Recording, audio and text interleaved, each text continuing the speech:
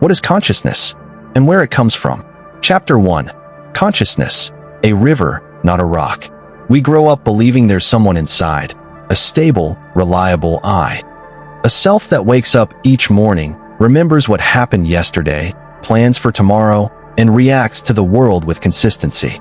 It feels like there's a central command station inside the head, the part that sees through the eyes, hears through the ears, thinks with the mind, and says, "That's me." But pause for a moment. Really pause. Not to analyze, not to theorize, but to notice. When you say, "I feel anxious," or "I'm angry," where is that I? Is it located in the chest, where the tightness builds? Is it the stream of thoughts racing in your mind? Is it the voice narrating everything that happens, or the awareness listening to that voice? We use the word I so casually, so frequently, that we rarely question it. But if you stop and look directly, it becomes slippery, elusive. Every time you try to grasp the me, it seems to shift or dissolve into something else. For centuries, thinkers and scientists have wrestled with this riddle.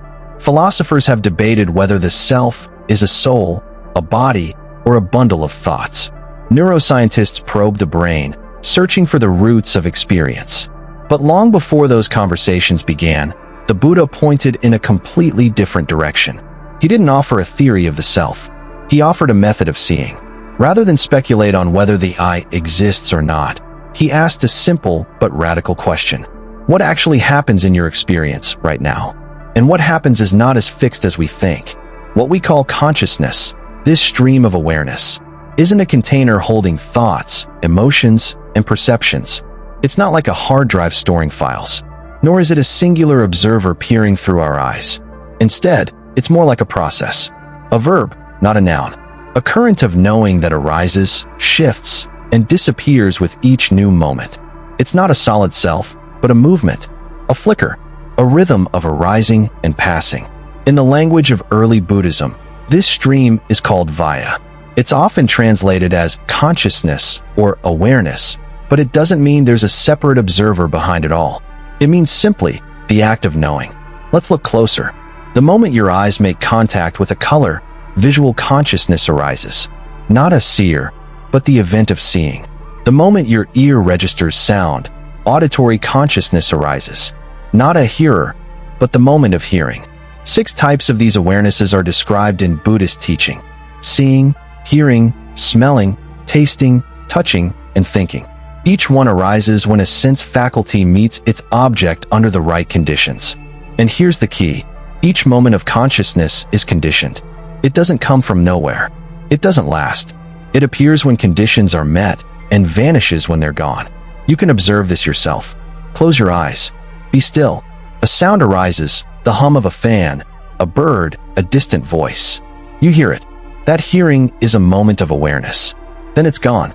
A thought appears, maybe about lunch, maybe a memory. It comes, stays briefly, and fades. And between all of it, what remains? Not a fixed observer. Not a solid me, just knowing, then fading, then knowing again. This is where 2 essential Buddhist insights come in. Anicca, impermanence. Anatta, non-self. Anicca means that everything, including consciousness itself, is constantly changing. Nothing remains still long enough to be grasped. Anatta means there is no fixed essence or soul behind it all. No eternal observer watching the river. The river is watching itself. These ideas aren't meant to be intellectual positions. They are meant to be explored, tasted, in real time. Because when we stop identifying with what passes, we begin to loosen our grip. We stop saying, "I am sad," and instead recognize, there is sadness. We stop saying, "I am afraid," and simply notice, fear is here. And when we do that, when we shift from identification to observation, the entire experience changes. Imagine consciousness as a candle flame in a soft breeze. The light flickers. It dances. It casts shadows and glows with warmth. But it doesn't stay still. And you cannot freeze it in time and say, "There, that's me." The moment you try, it changes. But this doesn't mean there's nothing real. It means that what's real is not fixed. What's real is the flow, the dancing of perception, sensation, thought, and feeling. You are not the pieces of the mind. You are the knowing of them. But even that knowing is in flux. This understanding isn't meant to strip life of meaning. In fact, it deepens meaning. Because when we stop clinging to a fixed self, we stop defending and protecting illusions. We can meet the world with greater flexibility, compassion, and clarity. We're not stuck being the angry one, or the anxious one, or the broken one. We are simply participants in a dance of consciousness, moment by moment, breath by breath. And in that realization, a new kind of freedom begins to bloom. Not a freedom from experience, but a freedom within it. Not an escape, but a soft, steady awakening to the truth that the self we protect so fiercely was never as solid as we thought. Chapter 2. The traces we leave, karma and the shape of awareness. If consciousness is always changing, momentary, and without a fixed owner, you might wonder, why do we keep falling into the same emotional patterns, the same reactions, the same stories? Why do some people seem naturally compassionate while others instinctively lean toward aggression? Why do certain fears or desires rise up in us for no clear reason? If there's no self, then who carries all these tendencies? In Buddhist teaching, the answer is not a soul or a person, but karma. Now, when we hear the word karma, it's often misunderstood as some cosmic punishment system. Do bad things, and the universe hits back. But in early Buddhist philosophy, karma is simply this: intentional action. Whatever we do, say, or think, if it comes from intention, it leaves a trace. And those traces don't just disappear. They influence how consciousness unfolds, not as destiny, but as tendency. Imagine you're walking through a forest. Each time you take the same path, the grass wears down a little more. Eventually, a trail appears. That's how karma works in the mind. Small choices, repeated over time, form deep grooves, emotional pathways that guide how we respond. Let's say you've spent years responding to conflict with avoidance. Even if you want to face things head-on now, your conditioning might still pull you toward escape. That isn't fate. It's just momentum. A groove worn deep, but not permanent. Karma doesn't just shape how we feel or act. It also shapes how we perceive. If the mind has been soaked in envy, we may view others' success with bitterness, even if they've done nothing wrong. If we've cultivated patience, we may find ourselves calmly observing a storm that would have once swept us away. Here's where it gets even more fascinating. Buddhist teachings go further, suggesting that karma doesn't just shape this life. It carries forward into future lives. Not through the transmission of a soul, but through the continuation of the stream of consciousness. You can think of consciousness like a river. When the body dies, the river doesn't end. It pours into a new channel. The force that pushes it forward? Karma. In early texts, the moment of transition between lives is called Padasandivaya, the rebirth consciousness. It's not a soul leaping from one body to another, but a moment of awareness conditioned by past actions. So even though there's no permanent self, the tendencies, the karmic seeds, remain in motion, ripening under the right conditions. Now, this raises a deeper question. Where are these karmic seeds stored? Not in the body, not in the brain. According to the Yogacara school of Mahayana Buddhism, they're held in a subtle dimension of consciousness called a Layavaya, the storehouse consciousness. Think of it as a field beneath the surface of the mind, quiet, deep, and fertile. When we act with intention, we drop seeds into this field. Some seeds lie dormant. Others sprout quickly, but they're all there, carried silently in the current of awareness. This storehouse isn't a mystical chamber hidden in the cosmos. It's simply the continuation of karmic potential. Just as a tree remembers the seed from which it came, our reactions, thoughts, and emotions are often echoes of what was planted long before. You might have experienced this without knowing what to call it. A sudden sadness on a sunny day, a spontaneous surge of compassion toward a stranger, a familiar fear triggered by an unfamiliar situation. These aren't always explainable by our current life. According to Buddhist thought, they might be the unfolding of deeper karmic impressions, old seeds finally sprouting. And yet, none of this means we're trapped. That's a key difference between karma and fatalism. Karma is not destiny. It's not rigid. It's a system of cause and effect, and crucially, you're planting seeds all the time. This is the liberating part. The past may explain our habits, but it doesn't own our future. Every moment of awareness is a fresh field, a new opportunity to plant different seeds. Let's say you pause in the middle of anger. Instead of acting from it, you breathe. You watch. That pause is powerful. It weakens the karmic pattern. It plants a new seed, the seed of mindfulness, restraint, clarity. These shifts may seem small, but over time, they change the terrain of the mind. If you've ever met someone deeply wise and kind, their presence may seem effortless, but likely it was cultivated over years, perhaps even lifetimes, through choices that shaped their stream of consciousness. In Buddhist psychology, we're never just reacting to life. We're also constructing the mind through which we see it. And the mind, remember, is not a fixed thing. It's like water, taking the shape of the container it's in. Karma determines the container, but mindfulness gives us the chance to choose a new shape. There's also an important caveat here. The storehouse consciousness, Alayavaya, is not eternal. It's not a self. It's not a metaphysical hard drive that travels across lives unchanged. It too is impermanent. It evolves as seeds ripen and dissolve. It is part of the same condition stream. That means even our deepest tendencies, fear, greed, addiction, shame, can be changed. Not erased, but transformed. The Buddha didn't ask us to become someone else. He showed us that we are already changing with every breath, and that by becoming aware of the process, we can influence its direction. You are not just a passenger in this stream. You are also the one shaping its flow. The next time an old pattern arises, irritation, jealousy, doubt, pause for a moment. Don't run from it. Don't judge it. Just notice it. It may be an old seed opening, and in the space of that noticing, a new choice becomes possible. That choice, however small, is karma too. And from those small moments, a different future is born. Chapter 3. Consciousness and the world's mirrors, science, self, and soul. As we continue to explore consciousness, it becomes clear that we're not alone in asking these questions. Across cultures and eras, humans have tried to peer behind the curtain of the mind. To ask, who is it that knows? Where does this knowing come from? While Buddhism offers one framework, other systems, scientific, philosophical, and religious, have crafted their own answers. Let's begin with science.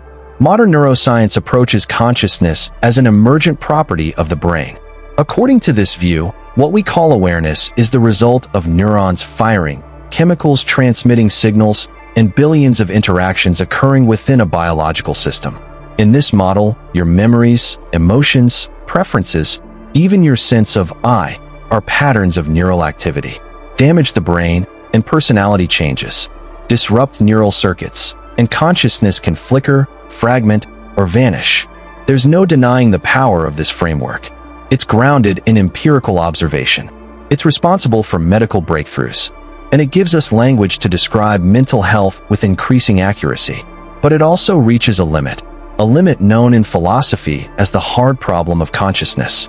Put simply, science can measure what the brain does, but it struggles to explain why experience feels like something. Why does seeing red feel warm? Why does longing twist in the chest? Why does music move us to tears? You can map every neural pathway involved in fear, but that doesn't explain the feeling of fear itself. Buddhism, in contrast, doesn't seek to solve this mystery with reductionism. It begins somewhere entirely different, not with the brain, but with direct observation of experience. The Buddha didn't separate mind from body, but neither did he reduce one to the other. He pointed to the conditional nature of consciousness, that it arises when certain factors come together: a sense faculty, a sense object, and attention. Take sight, for example. For seeing to occur, you need an eye, an object to be seen, and light. If any of these are missing, visual consciousness doesn't arise. Similarly, mental consciousness arises when there is a thought or memory as its object. It's not random. It's conditional. This perspective doesn't require belief. It invites inquiry.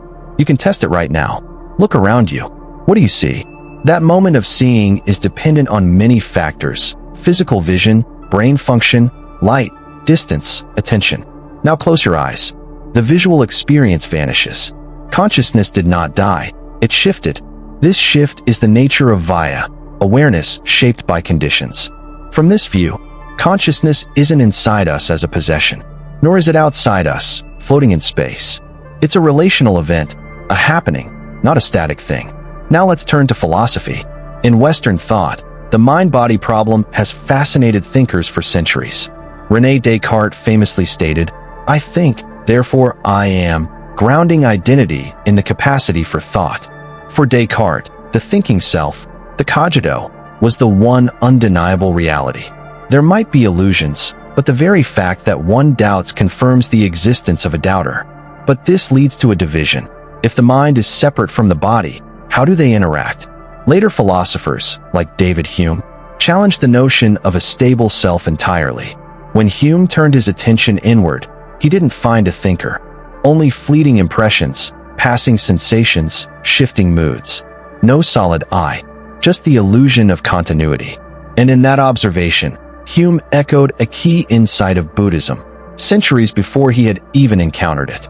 The Buddha taught that what we call self is not a single thing, but a collection of aggregates: body, feelings, perceptions, mental formations, and consciousness. These are the five skandhas, constantly arising and dissolving. Cling to any one of them as me, and you suffer. Recognize their impermanence, and you begin to loosen your grip. But not every tradition agrees. In Hindu philosophy, for instance, there's the concept of Atman, the eternal self. According to this view, Atman is the unchanging essence of a person, and it is ultimately identical with Brahman, the absolute universal spirit. This Atman is pure, infinite, and untouched by the fluctuations of the world. It witnesses everything, beyond birth, death, or change. The Buddha, however, took a radically different stance. He observed that even the deepest meditative states, even the most refined forms of awareness, are still impermanent. They arise and pass. And if something can arise and pass, it cannot be eternal. He taught that there is no unchanging essence hiding inside our experience. And that belief in such an essence is a cause of suffering, because we cling to what must eventually fall apart. This is not to say that Buddhism denies the mystery of consciousness. It honors that mystery deeply, but it frames it differently. The goal is not to locate a soul or define awareness in metaphysical terms. The goal is to understand suffering and its end. In other words, Buddhism isn't interested in what consciousness is in some final, cosmic sense. It's interested in how it functions, and how misunderstanding it leads to unnecessary pain. Imagine trying to hold on to a flame. You reach for it, hoping it will warm you permanently, but instead, you burn your hand. That's what happens when we mistake the stream of consciousness for a solid self. So where does this leave us? We stand at the crossroads of many views. Science sees consciousness as a byproduct of the brain. Philosophy sees it as a problem of identity and continuity. Religion, at times, sees it as a soul that lives on forever. And Buddhism, it sees consciousness as a process, shaped by conditions, changing moment to moment, neither self nor other. And the beauty of this view is that it doesn't ask you to take it on faith. It asks you to look, to observe your own experience, to sit in stillness and notice what arises. The sounds, the thoughts, the sensations, the gap between them, the awareness that holds them. And in doing so, to see that nothing, not even awareness itself, can be held, because it is flowing, because it is changing, because it is empty of a fixed owner. And in that emptiness lies a quiet kind of freedom. Chapter 4. Who, or what, has consciousness? Beings, trees, the universe? When you hear the word consciousness, what comes to mind? Most of us immediately think of humans, complex beings who reflect, feel, and make choices. But as we start to examine consciousness as a phenomenon that arises conditionally, as Buddhism suggests, a bigger question begins to take shape.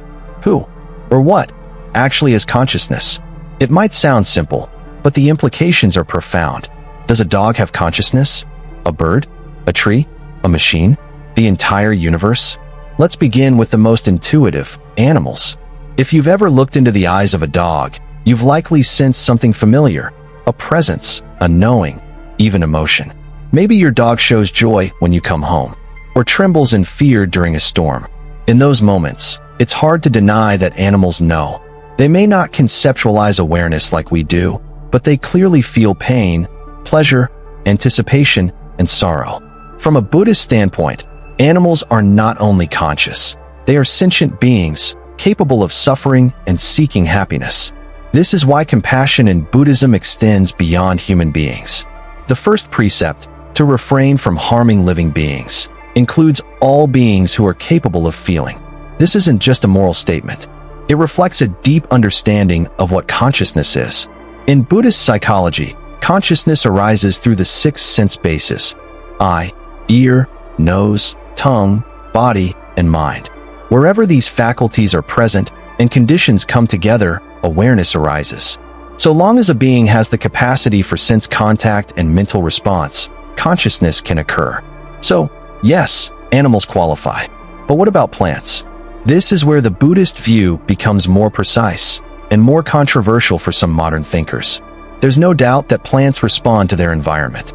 Science shows that trees communicate through root systems and chemical signals. Some plants move toward light, others close when touched. But according to early Buddhist teachings, this reactivity is not the same as consciousness. Why? Because there is no evidence that plants possess the 6 internal sense faculties necessary for conscious experience, especially mind consciousness, which is critical for reflection and knowing. In other words, a sunflower may turn toward the sun, but it does not know the sun.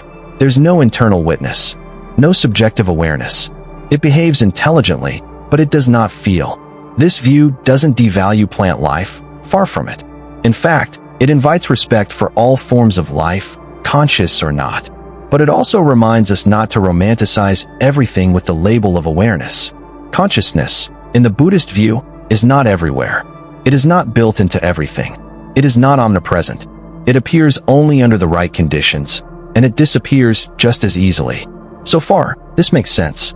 But then we arrive at a more mystical idea that has captured many people's imagination. Is the universe itself conscious? From ancient traditions to modern philosophies, this question has echoed across time. Some indigenous cultures believe the earth is alive, that rivers, mountains, and stars possess spirit. Certain branches of Hinduism and New Age thought suggest the cosmos is imbued with awareness, a universal mind behind all things. Even in Western science, some thinkers now entertain the idea of panpsychism, the notion that consciousness might be a fundamental property of the universe, like space or gravity. In this view, everything from atoms to galaxies contains a glimmer of awareness. It's a poetic idea, but what would the Buddha say? The Buddhist answer is precise, and in many ways, counterintuitive. The universe is vast. It is governed by law, impermanence, cause and effect, interdependence. But it is not conscious. The Buddha never taught that awareness exists everywhere. He never spoke of a cosmic consciousness watching over us, or a universal mind guiding the stars. In fact, he was cautious about such metaphysical claims. Instead, he focused entirely on experience, what arises, what passes, and how suffering is created and ended. In this framework, consciousness is not an omnipresent field, it's a conditional event.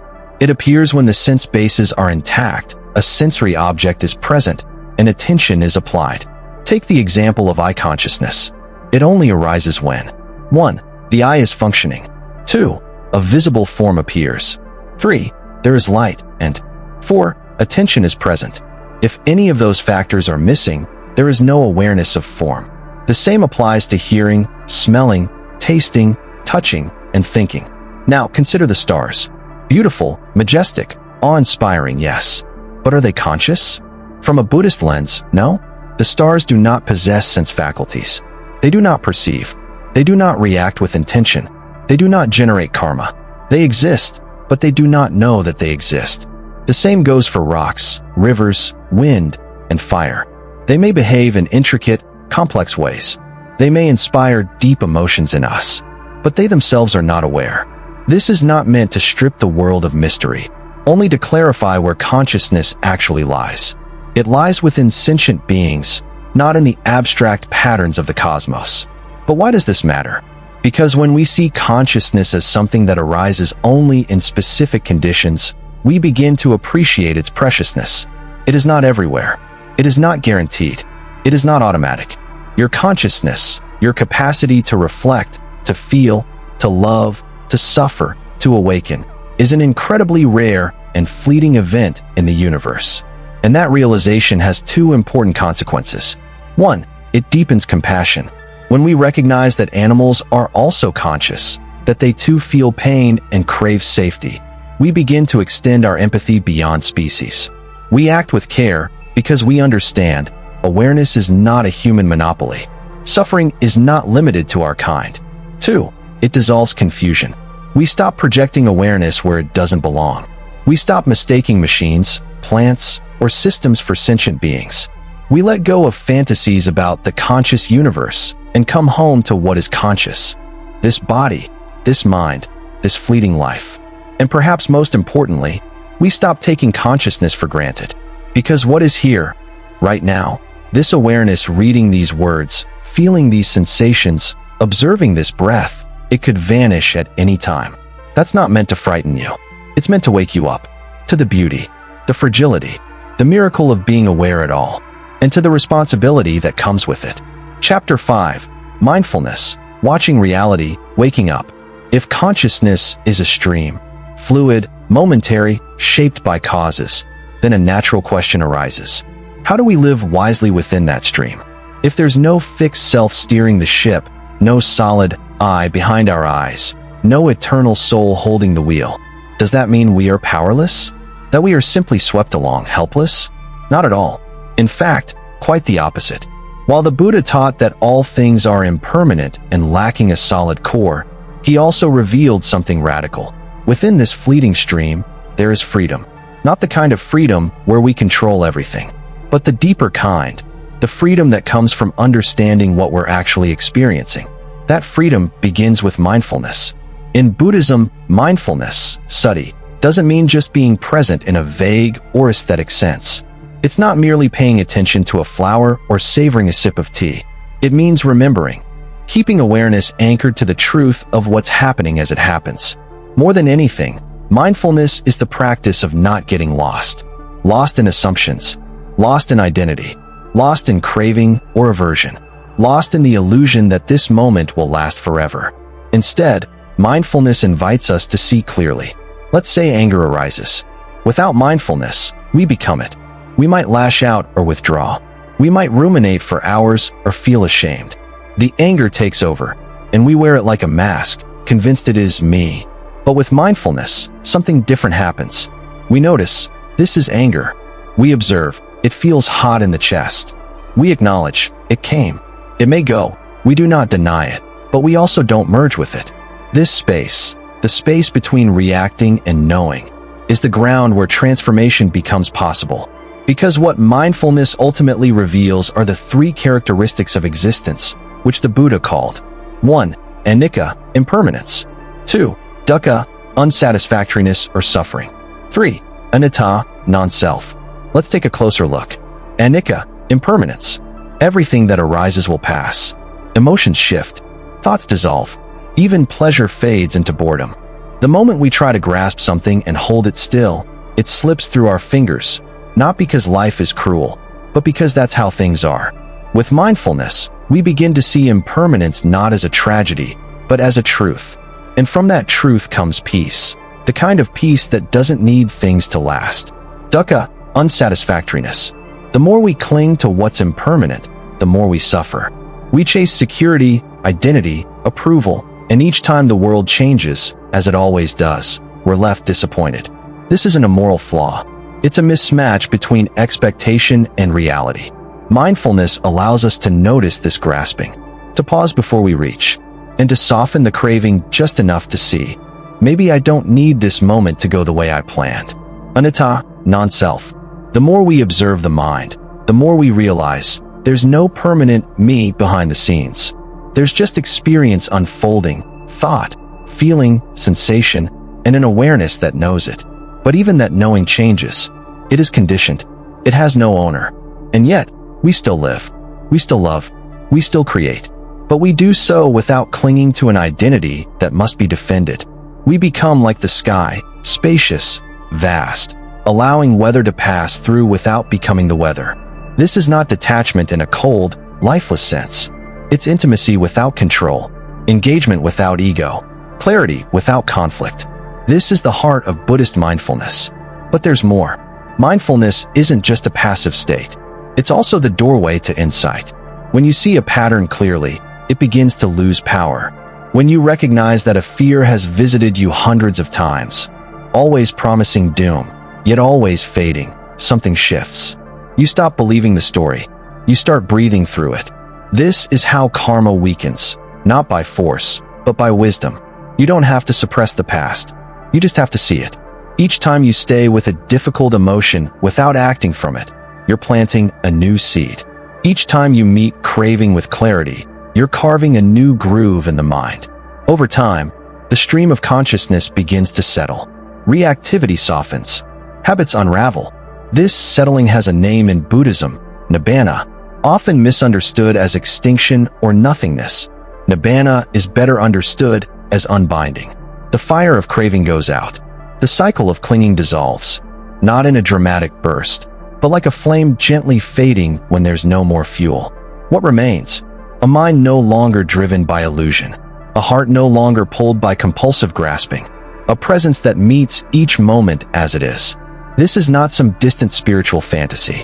It's accessible here and now, in this very breath, in this very step, in this very choice to pause and see. So what does this mean for you? The listener, the observer, the one walking the path. It means that consciousness, though impermanent and ungraspable, is not meaningless. In fact, its very fluidity is what gives us the ability to grow, to awaken, to stop suffering unnecessarily. We may not be able to hold on to experience, but we can learn from it. We can respond to it. We can transform within it. And we can use each flickering moment of awareness, not to build a stronger identity, but to dismantle the illusions that keep us trapped. You don't need to believe in anything mystical to do this. You don't need a special mantra or a secret technique. You only need to return to the present, gently, honestly, and again. See what arises. Let it go. Breathe. Repeat. This is the art of mindfulness. This is the beginning of liberation. Not from life, but within it.